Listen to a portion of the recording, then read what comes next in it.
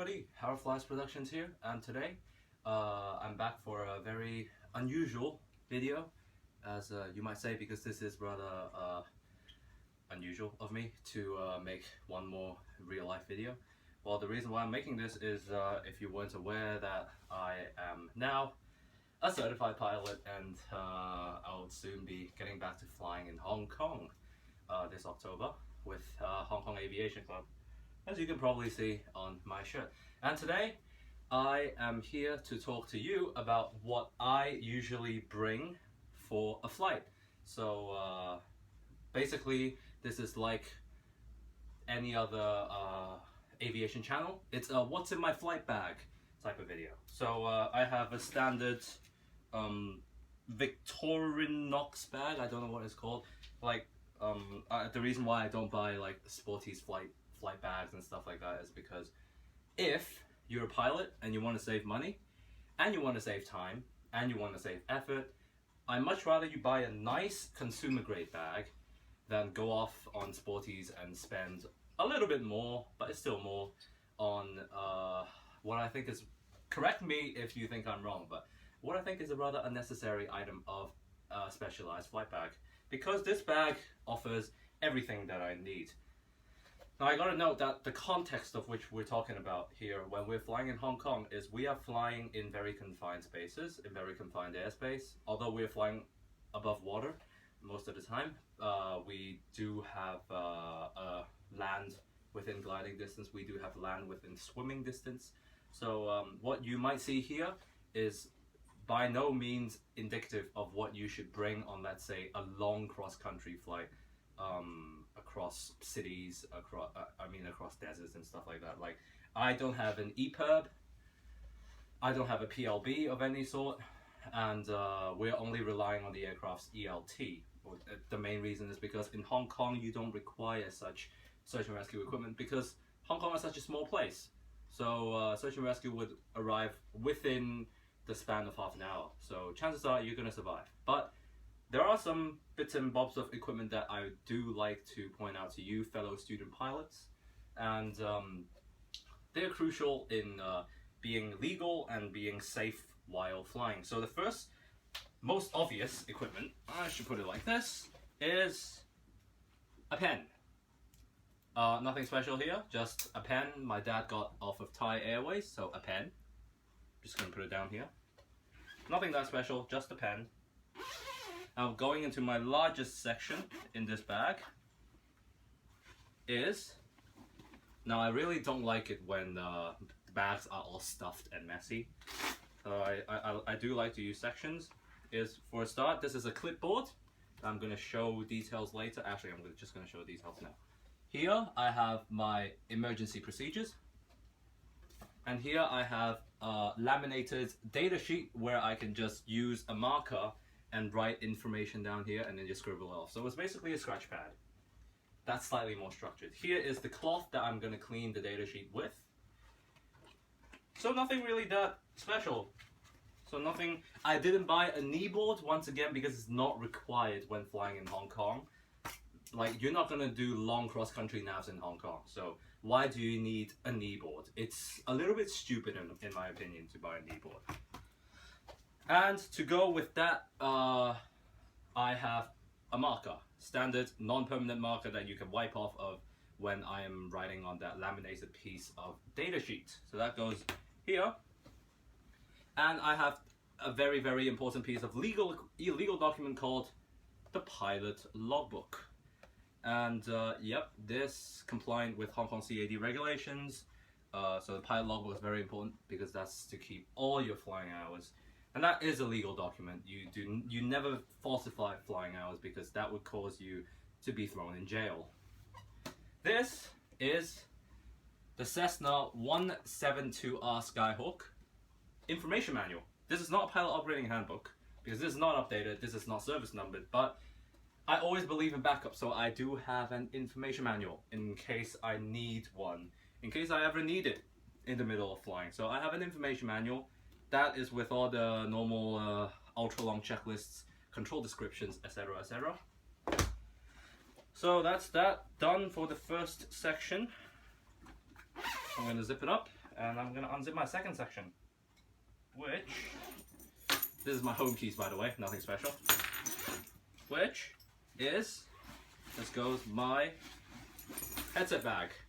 So after this, everything is basically in my headset bag. What I'm gonna do is I'm gonna open up this main compartment here, and what you see is my handy dandy David Clark's H10 13.4 headsets. These ones never failed on me. Very, very sturdy. I really do recommend a nice pair of H10 13.4s for a student pilot. It's cheap, it's heavy, but it's sturdy, and it's reasonably comfortable, and it has reasonably nice noise reduction characteristics. So yeah, a pair of H10 13.4s. That goes over there. And I have a club specific. I fly out of Hong Kong Aviation Club in Shekong Airfield. I have a Hong Kong Aviation Club Cessna 172R or S checklist. A very nice little checklist. 2015 edition. It's got all the speed, all the declared distances for Shekong Airfield. And one thing I really like about this checklist is that you have radio, nav frequencies that you need when flying in Hong Kong. And this would save a lot of people's lives. Ground preparation before flight checklist. So unfortunately these are members only. So yeah, this is a checklist. So I know what I'm doing. I know that I'm not missing anything. And this is a legal document, another one. This is the Hong Kong local flying chart that I got folded. So as you can see, this is the main training area we fly in. It's called Tolo. And you can open up down here. Down here we have Port Shelter, and we have Victoria Harbour. So yeah, flying chart so I know where I'm going so I wouldn't get lost. And it is a legal document to carry in every aircraft. And I have, in another compartment, this is a really nice headset bag actually. I have two epaulettes that are basically useless. Those are from my flight school. So those are useless, they'll just go in there as some sort of novelty item because I don't know where to put them. And this is my flight crew license. Note that it says Australian flight crew license. Despite that, I still do keep all my relevant documents in here, Hong Kong or Australian. Really nicely designed. I've bought it off of Skyline's pilot shop in Moorabbin, and keeps everything, just keeps everything in check, so you don't have like cards and paper flying everywhere. And that's no good. So that's it for my headset bag. I'm just going to put it there. And finally, I have a final section that I would like to talk about is water. Empty water bottle, because this is just a prop. So yeah, usually water. It's good to bring water in flight because, well, you never know when you're going to be thirsty. And water, well, what am I going to say? Okay, anyway.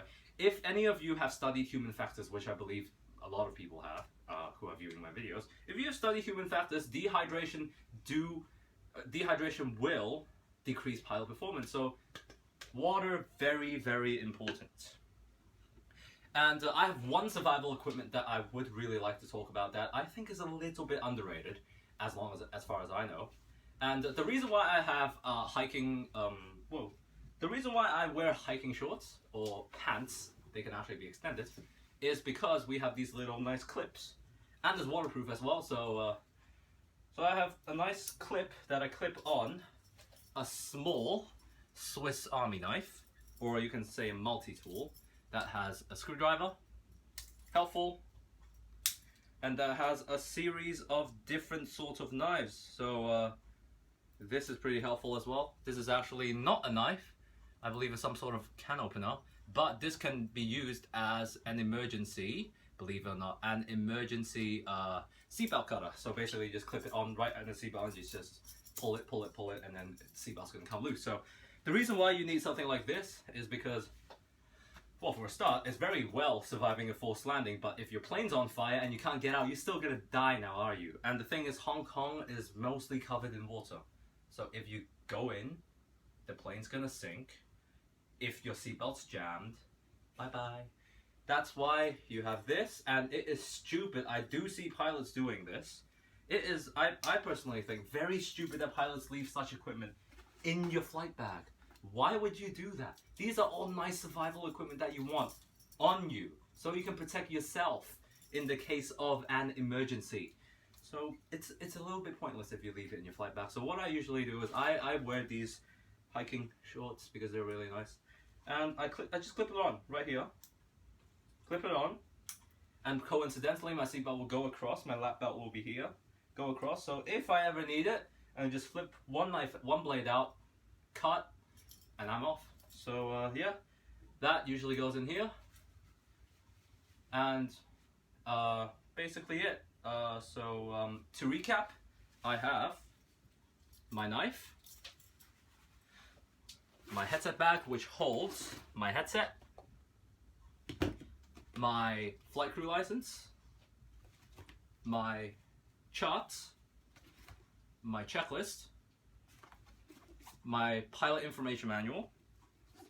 My pilot information manual doesn't go in my headset bag, but in my bag, my pilot information manual, my pilot logbook, and my data sheet, and 2 pieces of stationery. That is my pen and marker. So that's about it. That's all I bring for a flight.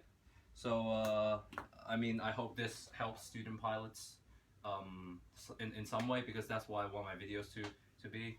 And of course, because I'm using my phone to record, I actually bring my phone, and I also got a new accessory. It's called a RAM mount. It's to mount my phone to my window so I can record without going like that, you know. So yeah, so I look forward to getting some flying footage down, even though we do have restrictions on taking photos in Hong Kong, because we do operate out of a military airbase. So I do hope to get some flying footage down. So basically, yeah, that's it. If you do have any comments on what you think I should bring on my flights, leave it on the comments below. Before anything else, I mean, have fun, and most importantly, fly safe.